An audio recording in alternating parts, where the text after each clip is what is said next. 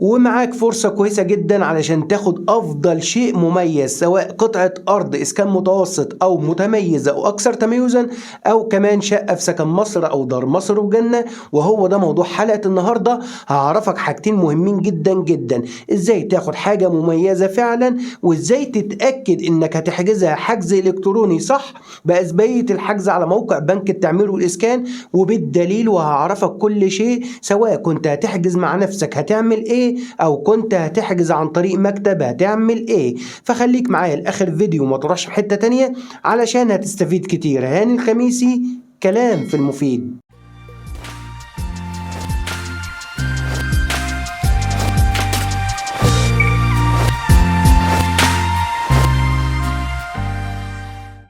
السلام عليكم أصدقائي وأحبابي متابعي كلام في المفيد، أهلا ومرحبا بكم ومعاكم في حلقة جديدة. بعد ما أخدنا كده هدنة لما تم تأجيل قطع الأراضي وكمان شقق سكن مصر ودار مصر وجنة، وإحنا عارفين إن شاء الله الحجز هيبدأ من يوم 19/3/2023 لقطع الأراضي، وهيبدأ من يوم 26/3/2023 لشقق جنة، ثم دار مصر، ثم سكن مصر وإسكان ساحلي وقطامية جاردنز وهكذا. موضوع حلقة النهاردة بقى يا صديقي هو موضوع مهم جدا جدا ومحتاج منك فعلا التركيز، وهيكون فيصلي في حياة ومستقبل ناس كتيرة جدا قدمت بالفعل. مادام انت قدمت في الطرح فاشتغل بقى على افضل شيء ممكن، وهو ده اللي انا هوضحه لك. وركز معايا، احنا لسه معانا فرصة كويسة جدا لنهاية الشهر تقدر ترتب فيها نفسك وتختار وتجهز افضل شيء ممكن، سواء قطعة ارض او شقة من شقق سكن مصر ودار مصر وجنة.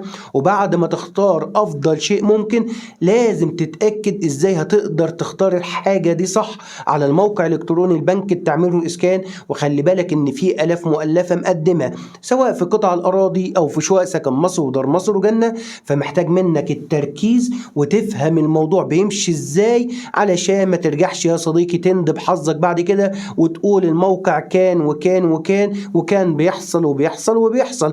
انا بوضح لك كل شيء، واللي فعلا لو دورت كتير مش هتعرف توصل له، لان انا بديهولك فعلا من واقع خبرات عملية انا عشتها في حجوزات كتيرة قبل كده، وتخصصي العلمي والعملي والقانوني، لان انا راجل قانون ومستشار قانوني متخصص قوي في الشأن الاسكاني وطروحات وزارة الاسكان. واول نقطة عايزك تعرفها ازاي تجهز المميز جدا علشان ان شاء الله تدخل بيهم الحجز وتشتغل عليه علشان ربنا يوفقك بافضل شيء، سواء قطعة ارض او شقة اسكان.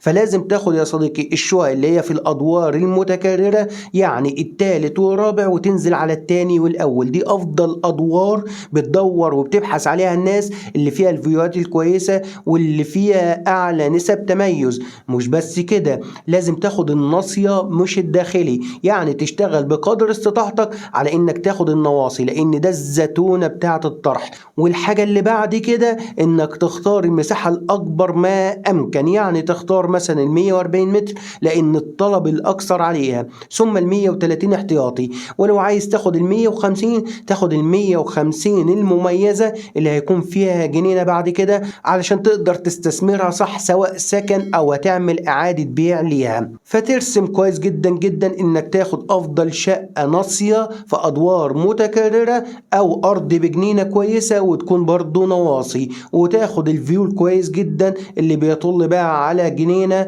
او بيطل على حمام سباحة. وبخصوص بقى الاراضي تحاول تاخد الحاجات اللي على شوارع عمومية، ويا سلام لو تقدر تاخد حاجة شارع عمومي وناصية، الحاجات دي بتفرق جدا جدا معاك بعد كده. وتدخل على كراسة الشروط يا صديقي وتستخرج الحاجات دي من كراسات الشروط بكل سهولة، وتركز وتبص على البلان اللي موجود في كراسة الشروط وتختار منه الحاجة المميزة او الاكثر تميزا علشان ان شاء الله تشتغل عليها يوم الحجز وتفوز بيها. وانا هوريك دلوقتي على شاشة الكمبيوتر ازاي مثلا تستخرج افضل شيء مميز مثلا في شقق الاسكان لو حبيت تاخد شقة في سكن مصر او دار مصر او جنة. وفي معلومة عايز اعرفها لك، طبعا كل الناس بتبحث عن البحري ممكن تلاقيه في نماذج معينة زي 130 وممكن ما تلاقوش مثلا في ال 140، لان اللي نظم كراسة الشروط والموقع هو بيبيع نسب تميز. انت هتلاقي حاطط لك نسب تميز 1.08، 1.06، 1.04، فهو حاطط لك نسب تميز وبيبيع عليها الموقع او المشروع ده. يعني مثلا بيديك نسبة تميز عالية في مساحة 140، لان ال 140 ناس كتيرة جدا بتبحث عنها، وبيديك مثلا نسبة تميز عالية بفيو كويس مثلا في ال 130، وممكن يديك حاجة بحري في ال 130، لان ال 130 كمساحة ممكن ما تكونش مرغوبة قوي زي ال 140. فهو بيحط لك الموضوع هنا نسبة وتناسب، يعني بيوزع لك نسب التميز على المساحة وعلى الفيو وعلى البحري وعلى الادوار المتكررة، يعني بيوزعها بالتساوي على الموقع. يعني انت ممكن تلاقي هنا حاجة مميزة وهنا حاجة مميزة وهنا حاجة مميزة، بس صعب انك تجمع بين المتميز كله في حاجة واحدة. تعالوا بقى نشوف على الخريطة نموذج عملي ازاي تختار افضل شقة مميزة في موقع مثلا جنة زايد، علشان تشوف ازاي تطلعها من البلان وتشتغل بقى على كل الخرائط بالشكل ده. لو كنت هتحجز في جنة اكتوبر او مثلا سكن مصر او دار مصر، تاخد نفس الفكرة وتطبقها ان شاء الله بالطريقة اللي انا اقول لك عليها. وزي ما انتم شايفين كده على الشاشة، احنا فاتحين دلوقتي الجدول اللي فيه ارقام الشقق وارقام العمارات ومكان الطرح اللي هو الشيخ زايد طبعا جنة، وموقعها منطقة الثورة الخضراء. هنبص على الجدول كده زي ما انتم شايفين، وليكن هنطلع عمارة 77 شقة 19، عمارة 77 شقة 19 الدور الرابع. وبالمناسبة الشقة دي الوحيدة اللي موجودة 140 متر بأعلى نسبة تميز بتطل على حمام السباحة. عايزين نعرف احنا طلعناها ازاي، وازاي هنشوفها على حمام السباحة في البلان، وازاي نختار بنفس الفكرة كده من باقي الخرائط اللي موجودة في كراسات شروط في اي طرح يقابلنا. الحاجة اللي انا عايزك تعرفها ان 140 كله بيكون خلفي، ال 140 في مشروع جنة وفي دار مصر بيكون خلفي ما بيكونش امامي. يعني ما فيش شقة 140 متر امامية، كل ال 140 بتكون خلفي، وكل ال 140 بتكون نموذج بي مش نموذج ايه. ونموذج بي اللي هو بيبدأ بحمام للضيوف، والمطبخ بيكون في الطرقة داخلي ما بيكونش خارجي، يعني مش بيبقى مطبخ امريكاني بعد كده لو حبيت تقلبه، بيكون مطبخ ليه خصوصية داخل الشقة. وبيقابلك في بداية الشقة اللي هو حمام الضيوف، علشان ان شاء الله تبقى فيه خصوصية اكتر في نموذج بي، وهو النموذج ده اللي عليه اكتر طلبا. اما نموذج A هو الطلب بتاعه قليل جدا، بس فيه فيوات اقوى وفي اماكن اقوى من نموذج B. فزي ما انتم شايفين كده عمارة 77 شقة 19 في جنة زايد. عايزين نعرف شقة 19 ليه جاية خلفي. انا رسم رسمة كده يا جماعة وعايزكم تشوفوها دلوقتي على الشاشة. دي رسمة عمارتين ملتصقة، يعني عمارتين جنب بعض، في عمارة على اليمين وعمارة على الشمال. يعني انا لو واقف قدام العمارة كده، في عمارة على يميني وعمارة على شمالي. العمارة اللي على اليمين بتبدأ من على اليمين العد بتاعها، يعني شقة 1، شقة 2، شقة 3، شقة 4. العمارة اللي على الشمال بيبدأ من على الشمال العد بتاعها، يعني شقة 1، شقة 2، شقة 3، شقة 4، وهكذا بقى فوق منها 5 و6 وهكذا. زي ما اوضح لكم في الصورة اللي قدامكم دي، شقة 1 و4 امامي، شقة 2 و3 خلفي. بس شقة 2 بقى بتكون ناصية، وشقة 3 بتكون داخلية. ونطلع بقى فوق هتكون شقة 5 من هنا ومن هنا نواصي امامية، وشقة 8 ملتصقة امامية. اما شقة 6 هنا وشقة 6 هنا خلفية، وشقة 7 هنا وشقة 7 هنا دي ملتصقة بس برضو خلفية. وشقة 6 وشقة 7 دول هيكونوا الخلفي 140 متر لو احنا بنتكلم على المساحة 140 متر. تعال نطلع بقى الادوار اللي بعد كده. هيكون معاك النواصي زي شقة 6 كام؟ شقة 10 و14 و18 و22. دول كده النواصي في العمارة مثلا اللي على اليمين، وزيهم العمارة اللي على الشمال هيكون النواصي شقة 6 وشقة 10 وشقة 14 وشقة 18 وشقة 22. دول كده النواصي في العمارة الملتصقة. الداخلي خلف 140 هيكون كام؟ شقة 7 و11 و15 و19 و23. شقة 19 هنا بقى هي داخلية 140 متر، بس دي بقى بتطل على حمام السباحة في عمارة 77، فهي واخدة أعلى نسبة تميز، وهي الشقة الوحيدة اللي موجودة ونازلة في العمارة دي. ونازل بعد منها شقة 23 الدور الأخير، ولكن الناس كلها بتميل لشقة 19 اللي هي في الدور اللي قبل الأخير، الدور الرابع. فخلي بالكم من الشقة دي، هي أميز شقة موجودة وناس كتيرة جدا بتبحث عنها. وركز معايا عشان أقول لك إزاي بعد كده تقدر تشتغل عليها علشان تحجزها بإذن الله، وإزاي تتأكد فعلا إنك لو مقدم مع مكتب أو مع أي حد يحجز لك أو أنت هتحجز بنفسك، إمتى الفرصة بتاعتك تكون قوية علشان إن شاء الله تقدر تحجز شقة زي كده تكون مميزة قوي قوي. وندخل بقى يا أصدقائي على البلان دلوقتي في كراسة الشروط علشان نشوف ازاي عمارة 77 بتطل على حمام السباحة، وازاي شقة 19 هي الشقة اللي موجودة وبتطل على حمام السباحة. هنفتح مع بعض دلوقتي البلان وهنشوف فيها ازاي بقى موقع عمارة 77. ودي عمارة 77 اللي فيها شقة 19 يا جماعة. وشقة 19 هنا بقى المفاجأة انها هتكون ناصية، علشان دي عمارة منفصلة فواخدة اعلى نسبة تميز. يعني عمارة منفصلة، يعني شقة 19 فيها هتكون ناصية، علشان الشقة اللي جنب منها برضه هتكون ناصية لان مفيش شقة ملتصقة. فشقة 19 هنا هي ناصية في عمارة منفصلة، وهتكون اعلى نسبة تميز لانها هنا بتطل على منطقة حمام السباحة. دي منطقة حمام السباحة. وشقة 19 في عمارة 77 هتكون بتطل هنا، وهي اللي نازلة الوحيدة في عمارة 77. وفي الدور الاخير، الناس اللي بتحب الدور الاخير، شقة 23 هتكون برضه ناصية، وهتكون نسبة التميز بتاعتها 1.06 لانها هتكون في الدور الاخير اعلى شوية من شقة 19 اللي هي في الدور الرابع اللي هو قبل الاخير. وكده هنكون عرفنا ازاي نختار افضل شقة مميزة بتطل على منطقة كويسة. وهناخد النموذج ده بقى وهنمشي عليه عشان نختار افضل شقة مميزة موجودة في كراسة الشروط. هنبص على الفيو بتاع الشقة اللي احنا عايزين نختارها سواء امامي او خلفي، ونشوف لو قدامه مثلا منطقة خضراء كبيرة يبقى كده منطقة لاند سكيب كبيرة وكده الفيو بتاعها جنينة وحاجة كويسة. ولو في منطقة حمام سباحة هنشوف الشقة امامية ولا خلفية وكده بتطل على حمام السباحة. وهكذا لو منطقة خدمات بتطل على منطقة خدمات مثلا، بس انا مش بفضل منطقة الخدمات علشان ممكن تبقى بقى وش او زحمة كتير، فيفضل انك تاخد بعيد شوية عن منطقة الخدمات بس تكون قريب من الخدمات. وركز كويس جدا جدا وانت بتختار بقى ان شاء الله الفيو بتاعك او الشقة المميزة، واختار اكتر من شقة. اوعى تركن على شقة واحدة بس، ولكن اختار مجموعة شقق في افضل الاماكن اللي موجودة في كراسة الشروط، علشان يجي ان شاء الله نصيبك في الحجز الالكتروني في شقة من افضل الشقق المميزة. اما الحاجة التانية بقى يا صديقي اللي انا عايزك تعرفها في حلقة النهاردة، ازاي تختار الشقة المميزة من مجموعة الشقق اللي انت اخترتها بسرعة جدا على الموقع الالكتروني. انا وضحت الكلام ده كتير في حلقات قبل كده، والحلقات بتظهر معاكم دلوقتي وممكن اسيبها لكم فوق وفي الوصف تحت الفيديو. اتمنى انكم تسمعوها لان انا شرحت فيها بالتفصيل ايه اللي بيحصل في الحجز الالكتروني لموقع بنك التعمير واسكان، وكل الحجز الالكتروني اللي هو باسبقية الحجز. والحاجة المهمة اللي انا عايزك تركز عليها انك تتأكد لو هتحجز بنفسك او هتحجز مع حد تاني يكون عندك الخبرة الكافية انك تتعامل مع الموقع الالكتروني.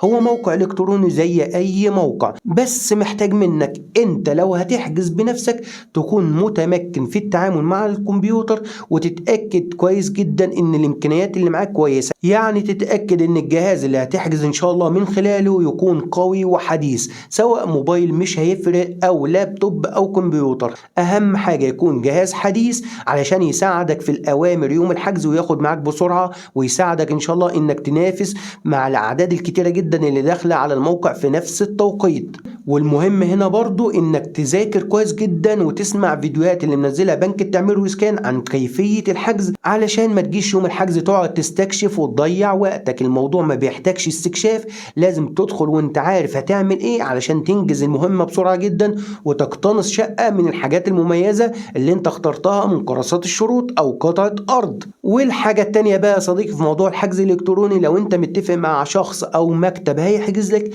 لازم تتأكد كويس جدا انه فعلا عنده الخبرة، لانها فرصة العمر لازم تحافظ عليها كويس جدا جدا وتقتنص شقة. فبديهي ومنطقي ما دام رايح لحد متخصص يحجز لك حاجة كويسة بقدر المستطاع، مش هيعمل المستحيل، ولكن المفترض انه يكون على علم وفاهم كويس لعملية الحجز وطبق الكلام ده قبل كده كتير. وهثبت لك ازاي انك تتأكد انه فعلا بيحجز وانه يقدر يجيب لك حاجة مميزة، وهظهر معاك دلوقتي على الشاشة الحاجات دي. فانت مادام اخدت القرار انك هتحجز عن طريق شخص تاني او مكتب او سايبر او اي شيء من هذا القبيل، يبقى لازم تتأكد فعلا انه هينفذ لك الموضوع باحترافية وعلى اكبر قدر ممكن من النجاح ان شاء الله، انك تفوز بافضل شيء مميز. طبعا هو الموضوع نسبي وموضوع توفيق من ربنا عز وجل في الاول وفي اخر، بس احنا بناخد بالاسباب وبنمشي في الطريق الافضل اللي ممكن يوصلنا للهدف ان شاء الله. فخلاصة الموضوع انا عايزك تركز على سابقة اعماله وتقول له انت حجزت قبل كده، لو سمحت ممكن تخليني اطمن ان الامور ماشية معاك تمام. قول لي عايز حاجة عملية تثبت لي. هيثبت لك ازاي؟ من الاستمارات اللي حجز بيها قبل كده. هنا بقى عامل الوقت مهم جدا جدا في الحجز. ما دام هو عنده خبرة فيقدر يحجز لك في اول ثواني في الساعة 10. احنا عارفين ان الساعة 10 تحديدا بيفتح الموقع الالكتروني، فكل الناس بتدخل الساعة 10 في نفس التوقيت.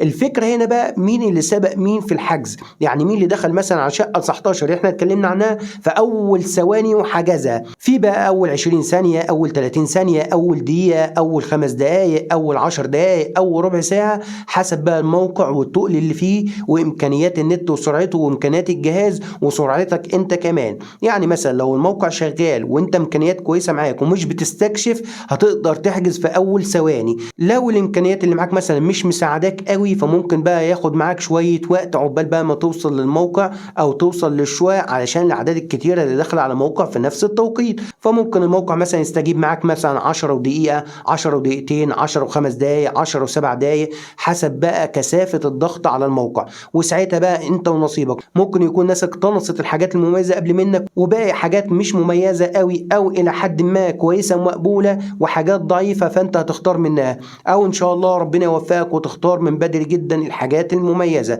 فتعالوا نشوف مع بعض على الشاشة ازاي التوقيت بيفرق من استمارة لاستمارة، وازاي تقدر تختار وتقتنص حاجة مميزة في اول لحظات، عشان هو ده العامل المهم جدا. لان كمان الجزء من الثانية ممكن يفرق معاك. يعني انت لو اخترت مثلا حاجة وواحد تاني دخل على نفس القطعة ونفس الشقة وبيختارها وجه في الاخر وقال لك انت تم حجزها منذ وقت قليل، ما تزعلش، لان ممكن يكون هو سبقك بجزء او بكسر من الثانية. استجاب مع النت اقوى، الجهاز معاه اسرع، هو اسرع منك في الضغط. المهم يعني الموضوع بيفرق في كسر من الثانية وفي ثواني معدودة، علشان الناس ما تفتكرش تقول انا دخلت 10 دقيقة وما لقيتش الحاجة. لا يا صديقي، ده ممكن الحاجات يتم اقتناصها من بدري جدا، وهوضح لك الكلام ده على الشاشة دلوقتي. وزي ما انتم شايفين كده على الشاشة يا جماعة اللي ظهر قدامكم دلوقتي استمارة حجز قطعة ارض اكثر تميزا في مدن الصعيد وتحديدا في مدينة المنيا الجديدة. وقت الحجز بقى اللي انت لازم تركز عليه، وقت الحجز هنا كان 10 بالظبط و25 ثانية و374 لحظة. يعني ما كانش فيه دقايق، ولكن هي كانت 25 ثانية وكسر من الثانية 26 تم حجز قطعة الأرض دي. فخلي بالك هنا، شوف 25 ثانية السرعة اللي انت قدرت تحجز بيها علشان تقدر تفوز بأفضل شيء مميز. ركز كويس جدا علشان الموضوع فعلا في ثواني. تعال نخش على استمارة تانية، مثلا بعد التأخير شوية او الموقع ما استجابش معاك او الامكانيات اللي معاك او قعدت تستكشف شوية، فاللي بعدها 10 ودقيقة و33 ثانية. شفت فرق التوقيت؟ فخلي بالك من مثلا 10 و25 ثانية لحد 10 ودقيقة و33 ثانية، ده وقت كبير جدا ممكن يكون اتاخد فيه حاجات كتيرة جدا مميزة حسب الناس اللي بتحجز. تعال نشوف بقى التقل شوية في الإسكان المتوسط. لما بيكون أعداد كتيرة جدا داخلة ممكن التوقيت يدخل معانا لفين، علشان تبقى فاهم برضو إن الموضوع بيبقى عامل نسبي وحسب الضغط على الموقع. هندخل كده على قطعة ارض متوسط برضه في مدن الصعيد في الطرح اللي فات. الوقت هنا كام يا جماعه؟ الوقت الساعه 10 و9 دقائق و53 ثانيه وفي كسر من الثانيه اللي بعدها. فخلي بالكم ان التوقيت هو ده اللي بيفرق. تعال نخش في القطعه اللي بعدها. القطعه اللي بعدها كانت كام؟ 10 و14 دقيقه و54 ثانيه. فالهدف من الاستمارات دي واللي انا وريته لكم على الشاشه انك لو هتحجز مع حد تبقى تتاكد من الاستمارات اللي حجز منها قبل كده التوقيت اللي حجز فيه، واقوى حد هو اللي بيحجز في الجزء الاول من الساعه 10، يعني في الدقيقه الاولى او في الثواني الاولى او في الدقيقه الثانيه.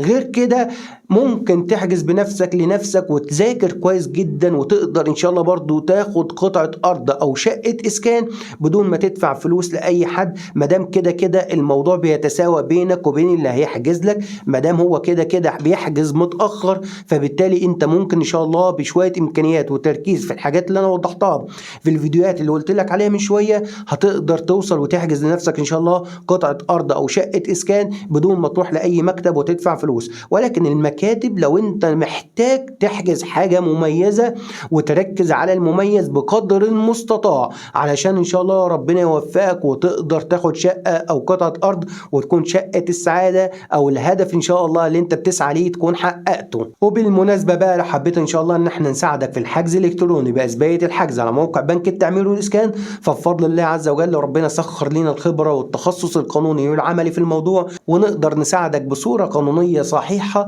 بدون اي تدخلات خارج التوقعات. ولكن الموضوع زيه زي اي حد بيحجز بفضل الله، بس الامكانيات كويسه والخبره موجوده ومفيش استكشاف. تقدر تتواصل معانا على الارقام اللي بتظهر دلوقتي على الشاشه، وان شاء الله نساعدك في الحجز الالكتروني ونحقق لك حلمك انك تفوز بافضل شيء ممكن، وكمان نساعدك في اختيار كل حاجه مميزه سواء قطع اراضي او شقق اسكان. وربنا ان شاء الله يجعلني سبب ان اسيب لك بصمه كويسه معاك في الموضوع ده. نقول لكم دمتم في رعايه الله وامنه. ما تنسوش الشير للحلقه عشان تفيدوا الغير، واشتركوا معايا في القناه وفعلوا زر الجرس عشان يوصلكم كل منشوراتي اول باول. والسلام عليكم ورحمه الله وبركاته.